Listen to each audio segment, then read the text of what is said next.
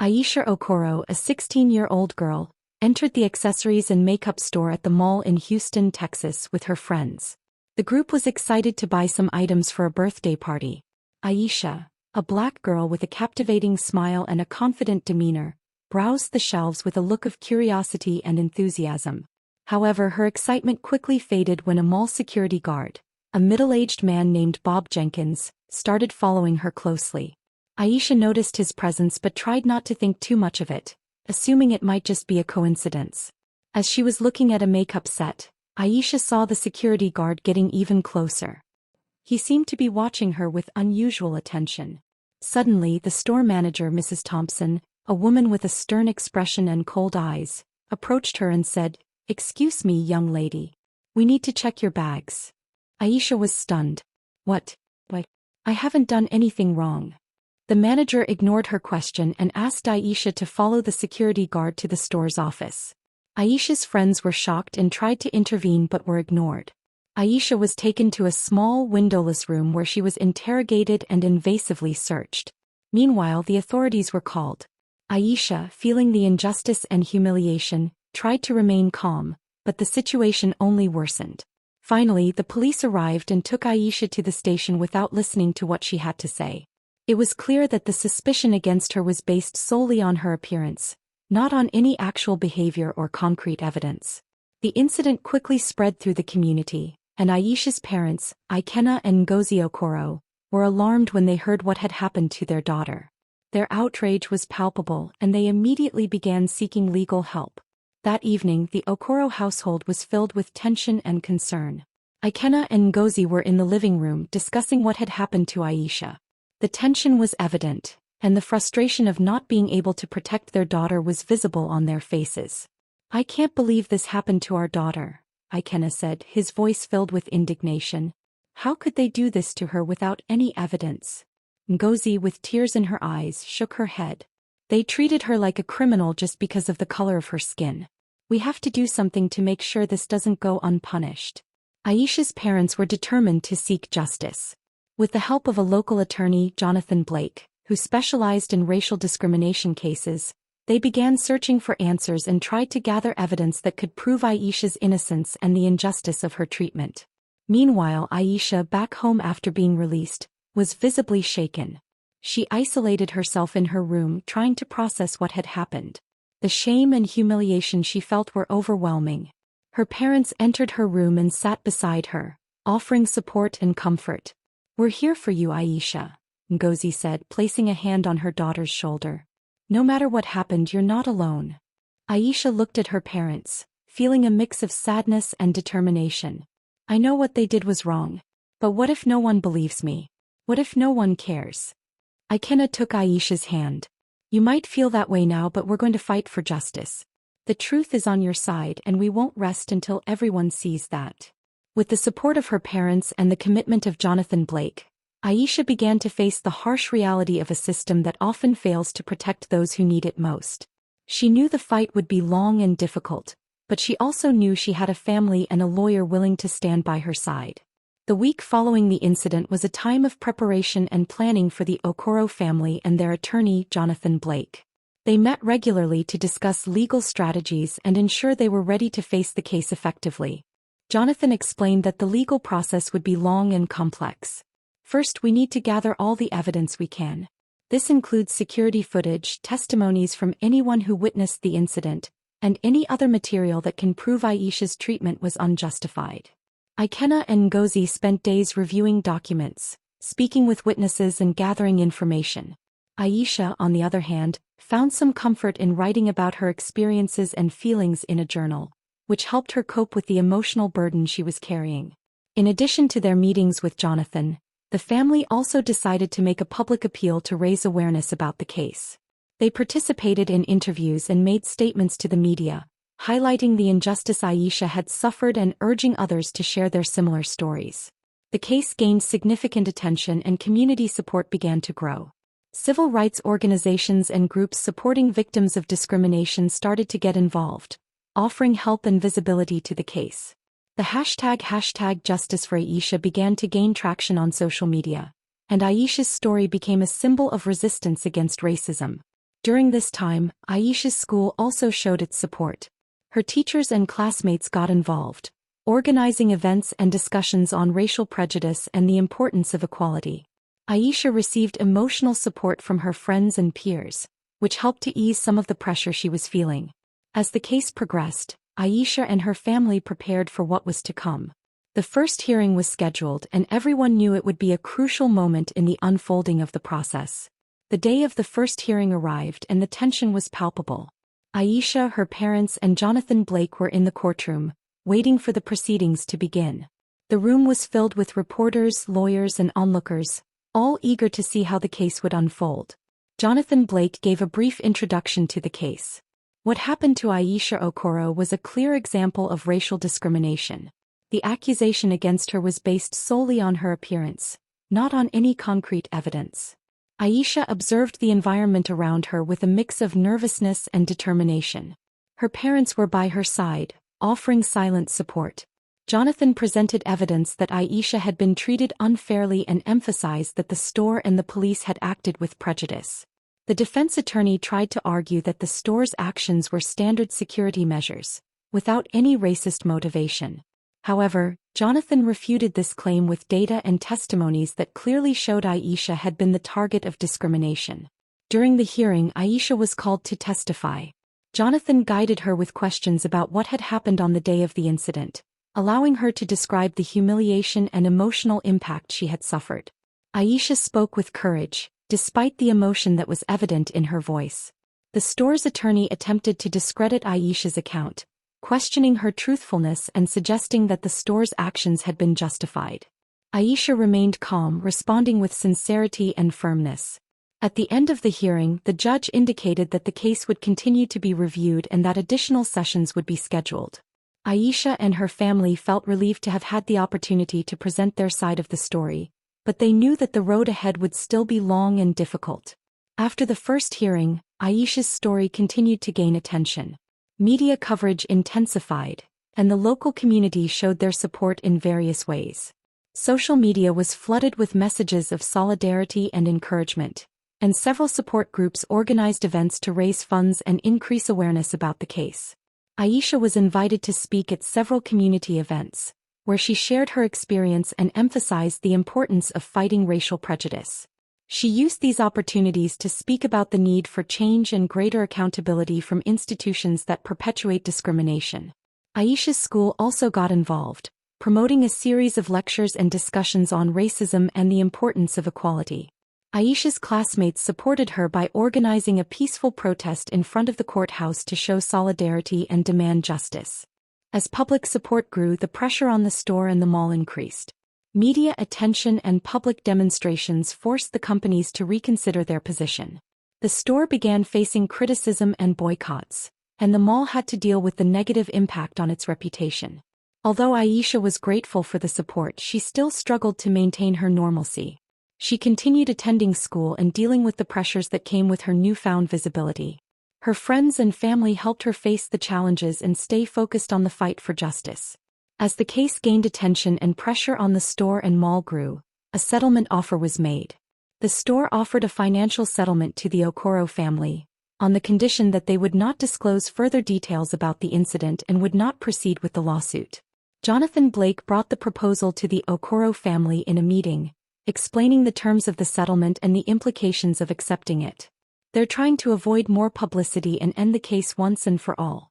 The settlement includes financial compensation, but it also comes with a confidentiality agreement. Ikenna and Ngozi were visibly frustrated. Accepting a settlement means we'll never get a formal admission of guilt, Ikenna said, his tone heavy with concern. This doesn't address the prejudice our daughter faced. Ngozi nodded in agreement. We want people to know what happened and to see real change. We're not just seeking financial compensation, we're seeking justice. Aisha was also torn. She knew the settlement would offer some financial relief and allow her and her family to return to normalcy, but she also understood the importance of continuing the fight for meaningful change. Jonathan encouraged the family to carefully consider their decision. The settlement might seem like a quick fix, but it could also mean giving up on exposing the truth and fighting against discrimination. The trial might be exhausting, but it could also lead to a more significant outcome. The weeks following the press conference were a true test for Aisha and her family. The pressure from the media, public support, and online threats created an atmosphere of constant tension. However, amid all of this, Aisha began to realize something new, a growing sense of purpose. She was in her room, looking at an old photo of her and her parents in Lagos, Nigeria. Aisha remembered how, from a young age, her parents had always taught her to be proud of her heritage and never to be shaken by prejudice. They had raised her to be strong but also to be empathetic and just. Now, facing this storm, she felt that these lessons were more important than ever. As she reflected, a text message arrived on her phone. It was from Aisha Okoro, a childhood friend who lived in New York and had seen her story in the news. Aisha, are you okay? I've been following everything that's happening and I wanted you to know I'm on your side. A lot of people are. Aisha smiled, touched by the message. She quickly replied, thanks Aisha. I'm holding up but it's tough, you know. Aisha responded almost immediately, I know. But you're doing something important. You're giving a voice to so many who don't have the chance to speak out. Stay strong. You're not alone. These words echoed in Aisha's mind as she went downstairs to join her parents. Ikenna and Ngozi were in the living room, talking with Jonathan Blake and other members of the legal team. Jonathan greeted her with a nod. Aisha, we were just discussing the next phase of the case. The companies involved, the store, the mall, and the police department, are offering a settlement, but we haven't received a concrete proposal yet. I think they're trying to avoid a public trial. Aisha frowned. And if we accept the settlement, does that mean they're admitting guilt? Not necessarily, Jonathan replied cautiously. Often these settlements are made to avoid negative publicity and to resolve the case without admitting any wrongdoing. It's a way to settle things without going through the exhausting process of a trial. But by accepting it, you might lose the chance to publicly expose what happened. Ikenna intervened, his voice firm. I'm not interested in money. I want them to be held accountable. I want this to set an example. Ngozi nodded. Aisha, this decision is yours. We're here to support you, but you need to decide what's best for yourself. Aisha felt torn. On one hand, the idea of a settlement was tempting, as it meant she could end the nightmare and try to return to normalcy. On the other hand, accepting a settlement could mean that the injustice she suffered would be swept under the rug, without the exposure needed to provoke real change. After a long silence, Aisha made her decision. I want to go to trial. I don't want them to get away without being held accountable for what they did. It's not just about me, it's about all the people who have gone through this and never had a chance to fight back. Jonathan smiled, admiring the young woman's courage. Then let's move forward. It'll be a tough battle, but I'm confident we can win.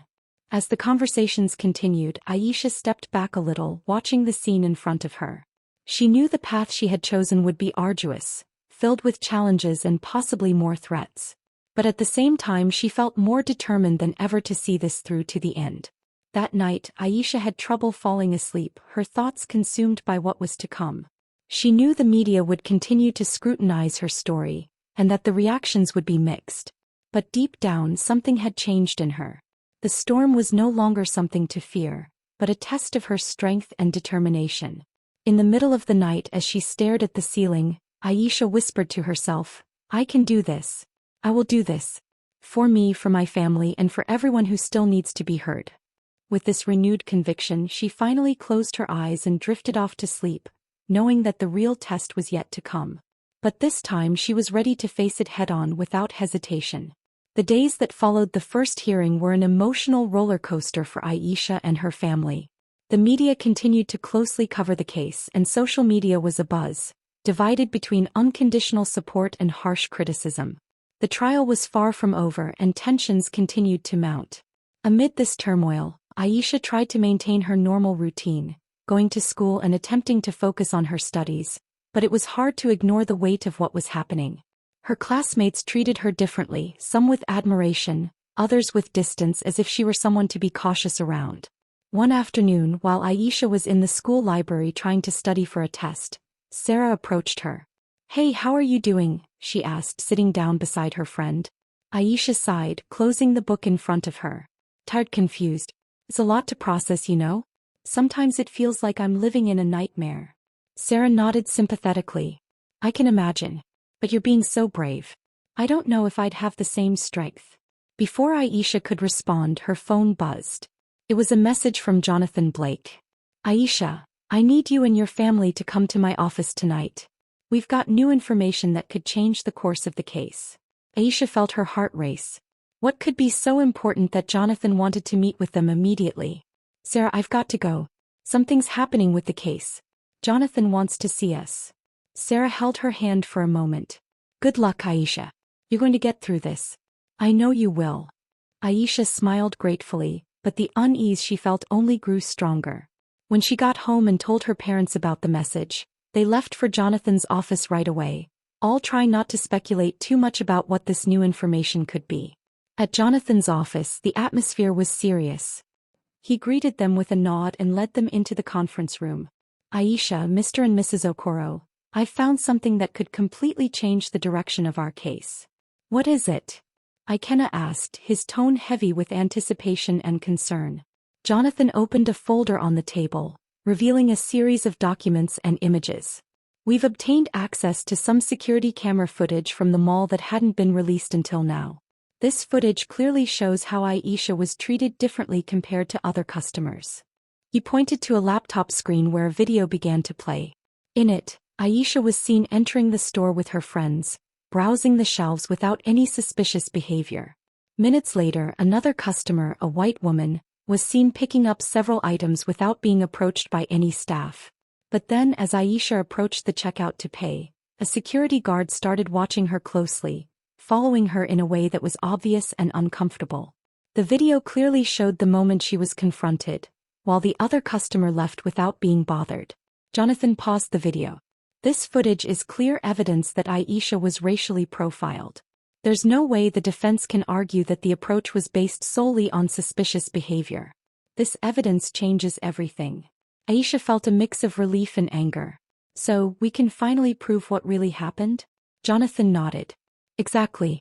We'll present this footage at the next hearing. This should force the defense to reconsider their position and could even lead to a quicker resolution of the case. Ngozi, who had been silent until then, finally spoke, her voice thick with emotion.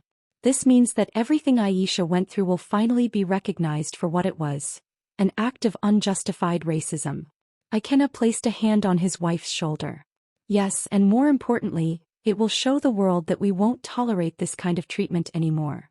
Jonathan smiled slightly, though he was still aware of the work that lay ahead. There's still a lot to do, but this is a major victory for us. That night as they drove home, the mood in the car was lighter. Though they knew the legal battle wasn't over, discovering the footage was a crucial turning point. For the first time since the incident, Aisha felt that justice was within reach.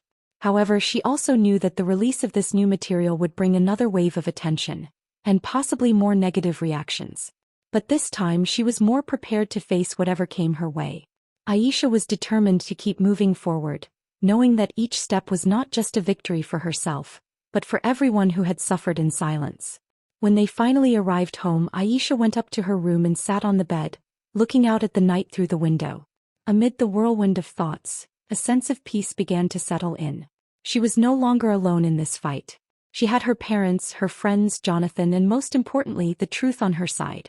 And while the road ahead was still uncertain, she knew she was ready to face it. The days following the first hearing were an emotional roller coaster for Aisha and her family. The media continued to closely cover the case, and social media was ablaze, with people divided between unwavering support and harsh criticism. The trial was still far from over, and tensions continued to rise.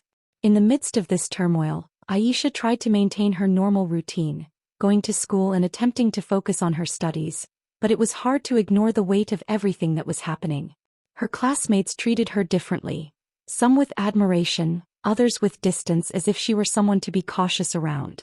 One afternoon, while Aisha was in the school library trying to study for a test, Sarah approached her. "Hey, how are you holding up?" she asked, sitting down next to her friend. Aisha sighed, closing the book in front of her. Tired, confused. It's a lot to process, you know? Sometimes it feels like I'm living in a nightmare. Sarah nodded sympathetically. I can imagine. But you're being incredibly brave. I don't know if I'd have the same strength. Before Aisha could respond, her phone buzzed. It was a message from Jonathan Blake. Aisha, I need you and your family to come to my office tonight. We have new information that could change the course of the case. Aisha felt her heart race. What could be so important that Jonathan wanted to meet with them right away? Sir, I have to go. Something's happening with the case. Jonathan wants to see us. Sarah held her hand for a moment. Good luck, Aisha. You're going to get through this. I know you will. Aisha smiled gratefully, but the unease she felt only grew stronger. When she got home and told her parents about the message, they left for Jonathan's office immediately, all trying not to speculate too much about what this new information could be. At Jonathan's office, the atmosphere was serious. He greeted them with a nod and led them into the conference room. Aisha, Mr. and Mrs. Okoro, I found something that could completely change the direction of our case. What is it? Ikenna asked, his tone heavy with anticipation and concern. Jonathan opened a folder on the table, revealing a series of documents and images. We've obtained access to some security camera footage from the mall that hadn't been released until now. This footage clearly shows how Aisha was treated differently compared to other customers. He pointed to a laptop screen where a video began to play. In it, Aisha was seen entering the store with her friends, browsing the shelves without any suspicious behavior. Minutes later, another customer, a white woman, was seen picking up several items without being approached by any staff. But then as Aisha approached the checkout to pay, a security guard started watching her closely, following her in a way that was obvious and uncomfortable. The video clearly showed the moment she was confronted, while the other customer left without being bothered. Jonathan paused the video. This footage is clear evidence that Aisha was racially profiled. There's no way the defense can argue that the approach was based solely on suspicious behavior. This evidence changes everything. Aisha felt a mix of relief and anger. So, we can finally prove what really happened? Jonathan nodded. Exactly. We'll present this footage at the next hearing. This should force the defense to reconsider their position and could even lead to a quicker resolution of the case. Ngozi, who had been silent until then, finally spoke, her voice thick with emotion. This means that everything Aisha went through will finally be recognized for what it was, an act of unjustified racism. Ikenna placed a hand on his wife's shoulder. Yes, and more importantly, it will show the world that we won't tolerate this kind of treatment anymore. Jonathan smiled slightly, though he was still aware of the work that lay ahead. There's still a lot to do, but this is a major victory for us. That night as they drove home, the mood in the car was lighter. Though they knew the legal battle was far from over, the discovery of the footage was a crucial turning point. For the first time since the incident, Aisha felt that justice was within reach. However, she also knew that the release of this new material would bring a new wave of attention, and possibly more negative reactions. But this time she was more prepared to face whatever came her way. Aisha was determined to move forward, knowing that every step taken was not just progress for herself, but for all those who had suffered in silence before her. When they finally arrived home, Aisha went upstairs to her room and sat on the bed, gazing out at the night through her window. Amidst the whirlwind of thoughts, a sense of peace began to settle. She was no longer alone in this fight.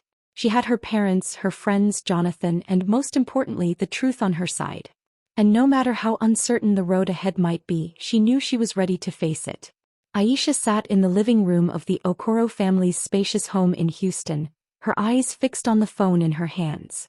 She could barely process the flood of messages and notifications that kept coming in. Since the incident at the mall had hit the news, Aisha's life had been turned upside down. Her father, Ikenna Okoro, paced back and forth, the phone glued to his ear as he discussed details with their lawyers. Her mother, Amara, was by her side, a calming presence, though Aisha knew she was just as shaken. "Sweetheart, are you okay?" Amara asked, placing a caring hand on Aisha's shoulder. I'm okay, but all of this is so surreal, Mom," Aisha replied, her voice weak. "I never imagined something like this could happen to me. And now, all this attention, it's overwhelming." Amara hugged her, trying to offer some comfort. "I know, dear. But what happened to you wasn't right and people need to know. We have to fight so this doesn't happen to anyone else." At that moment, Ikenna hung up the phone and walked over to them. "The lawyers are preparing the petition. We're suing the store, the mall, and the police department. This won't go unpunished." Aisha looked at her father, feeling a mix of gratitude and fear. "Dad, do you think we'll win? I just want all of this to be over." Aisha, Ikenna said, kneeling in front of her and taking her hands. This fight is bigger than us. What happened to you is just one example of what so many Black people face every day. We have the chance to make a difference, to change the system. Before Aisha could respond, the sound of a news report caught their attention from the TV in the background. And now, more information on the case of Aisha Okoro, the 16-year-old who was unjustly handcuffed in a Houston mall. Civil rights groups and activists are organizing a protest in front of the mall where the incident took place. They're demanding justice and an end to discriminatory practices. Aisha stared at the screen, surprised. They're protesting for me? Yes, they are, Ikenna said with a proud smile. That's the power of truth, sweetheart. When people see an injustice, they come together. They don't want what happened to you to happen again. Just then Amara's phone buzzed with a new message. She quickly read it and with a smile said, "It's your Aunt Ngozi. She's coming from New York to support you. She said she'll be joining the protests too." Aisha nodded, feeling a bit stronger. "Then let's fight, Dad. Let's fight so this never happens to anyone else." In the days that followed, the Okoro family's home became the center of a growing social movement. Civil rights groups like the NAACP and Black Lives Matter began organizing peaceful protests in front of the mall. Social media was flooded with hashtags like #JusticeForAisha and #EndRacism, and her story quickly spread, inspiring actions across the country. During one of these protests, Aisha decided to address the crowd. As she stepped onto a small makeshift stage, the sound of applause and cheers of support surrounded her. She took a deep breath, her heart racing but determined to speak out. "Thank you all for being here today," Aisha began, her voice amplified through the speakers. "What happened to me was an injustice, but sadly it wasn't an isolated case. Every day Black people are treated as suspects simply because of the color of their skin. This has to stop." The crowd erupted in applause and Aisha felt the strength of their unity. "I'm here today not just for myself, but for everyone who has ever suffered from racism. We're here to say that this will no longer be tolerated. Together we can make a difference. Together we can change the world." Aisha's words echoed through the crowd, and she realized that despite everything, she was exactly where she needed to be. The fight was just beginning and she was ready to face whatever came next. The courtroom was packed. The fluorescent lights above cast a cold glow over the heads of those present, as a murmur of anticipation filled the air. In the front row, Aisha Okoro sat between her parents Ikenna and Amara, her hands trembling but maintaining her composure. To her left, Ikenna kept a serious expression, though the anxiety was evident in his eyes. Amara, on the other hand, held Aisha's hand tightly, offering silent support. Behind them, dozens of supporters, civil rights attorneys, and members of the press waited anxiously for the verdict. The judge, a middle-aged man with glasses and an impassive expression, entered the room and everyone stood. He sat down with a nod and the audience followed suit. The silence was palpable as he adjusted the papers in front of him before beginning to speak. After considering all the evidence presented and following detailed deliberations, this court has reached a verdict. Aisha held her breath, her heart pounding so fast it seemed to echo in her ears. She exchanged a quick glance with her father, who gave her a small nod as if telling her to stay strong. This court recognizes that Aisha Okoro was the target of blatant racial discrimination during the incident at the mall. The store, the mall, and the police department failed in their responsibility to treat all customers equally, regardless of race or ethnicity. Therefore, this court orders the accused parties to pay substantial compensation to the Okoro family and to implement mandatory racial bias training for all employees involved. A collective sigh of relief and satisfaction swept through the room. Aisha could hardly believe what she had heard. For a moment she was frozen until Ikenna pulled her into a tight hug. "We did it, my daughter. We did it," he whispered, the emotion evident in his voice. Amara joined the embrace, tears streaming down her face. "I'm so proud of you, Aisha. You were so brave, so strong." Aisha finally allowed herself a small smile. "It was hard, but it was worth it. I just want to make sure this never happens to anyone else." As they quietly celebrated, the family's attorney, Mr. Williams, a tall man with a confident demeanor, approached. "Aisha, Ikenna, Amara. This is a huge step. What you've done here today will resonate for a long time." Aisha nodded, still processing everything. "I just want people to see that this isn't acceptable, that they need to be held accountable for their actions. And that's exactly what will happen, Mr. Williams said. This case will set a precedent. It will be an example that racial discrimination will no longer be tolerated. But this is just the beginning. The fight continues. The judge, having finished reading the verdict, signaled to the bailiff, who began to adjourn the session. People started to stand and leave, but before the judge could exit, Ikenna rose to his feet. "Your Honor, may I have a moment?" he asked, his tone respectful but firm. The judge, surprised, nodded. "Of course, Mr. Okoro." Ikenna looked around the room and then back at the judge. "I just want to say, as a father, that this case is not just about justice for my daughter.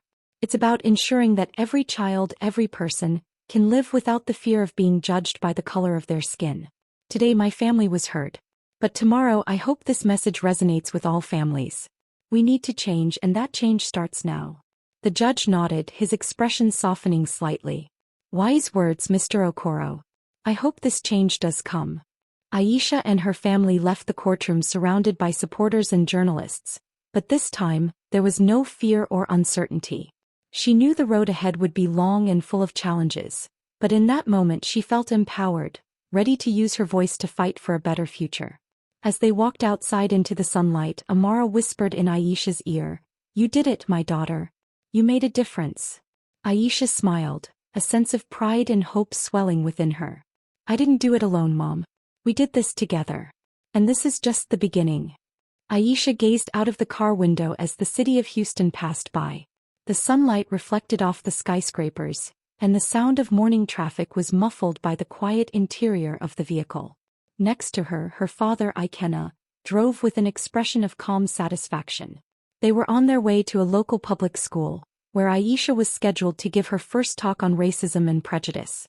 "Nervous, my daughter?" Ikenna asked, glancing briefly at Aisha. She took a deep breath before answering. "A little, Dad. It's strange to think that people want to hear what I have to say. It still feels so surreal." Ikenna smiled, proud. "You have a powerful voice, Aisha. What you went through touched a lot of people, and now you have the opportunity to make a difference. That's something few people get to do." Aisha nodded, trying to absorb her father's confidence. "I know it's important and I want to do this. I just hope I can live up to it." "You already have," he said with conviction. "What happened to you wasn't in vain. And today is the first of many steps you'll take to change the world." When they arrived at the school, Aisha and Ikenna were greeted by the principal, Mrs. Thompson, a middle-aged woman with a warm smile and infectious energy. "Welcome, Aisha. We're all very excited to hear your talk," Mrs. Thompson said, shaking Aisha's hand enthusiastically. "You've been doing incredible work, and I know our students will be inspired by your story." "Thank you, Mrs. Thompson," Aisha replied, trying to hide her nerves. "It's an honor to be here and to be able to share my experience. I hope it can help the students understand the importance of fighting against prejudice."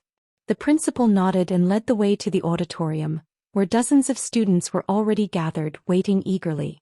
Aisha felt a shiver of anxiety run down her spine, but also a wave of determination. On stage, next to a microphone, Aisha adjusted the collar of her blouse as she looked out at the audience. The young faces watching her were full of expectation, some curious, others inspired. She took another deep breath before beginning to speak. "Good morning, everyone," she began, her voice echoing in the auditorium. "My name is Aisha Okoro, and I'm here to talk about something that unfortunately many of us have faced or will face: prejudice." She paused, watching the students' reactions. The room was completely silent, everyone focused on her every word. "A few months ago I went through an experience that changed my life. I was treated like a criminal in a store simply because of the color of my skin. It made me question a lot of things, but it also gave me a new perspective on what it means to be strong, to fight for justice, and to never let prejudice define who I am." Aisha spoke for almost an hour, sharing details of her experience and emphasizing the importance of standing up against racism and discrimination. She also spoke about the power of education and empathy, encouraging the students to be agents of change in their communities. When she finished, the auditorium erupted in applause. Aisha smiled, moved as she stepped down from the stage. Mrs. Thompson congratulated her again, and several students approached to thank her personally. "I never thought about it that way," said a student named Jasmine shyly. "Thank you for sharing your story. I think I'll be more mindful of how I treat people now. That's the goal, Jasmine, Aisha replied, touching the girl's shoulder with a smile. If we all do our part, we can really make a difference. Later, in the car on their way home, Aisha looked at her father with a new determination in her eyes. Dad, I want to keep doing this. I want to visit more schools, talk to more people. I think this is what I'm meant to do. Kenna smiled, proud. I knew you'd come to that conclusion. And we'll do it together, Aisha. Because your story, our story, needs to be heard. Aisha smiled, feeling like she was finally on the right path. She knew what she had faced wasn't easy, but now she was using her pain to create something positive, something that could inspire others to fight against prejudice.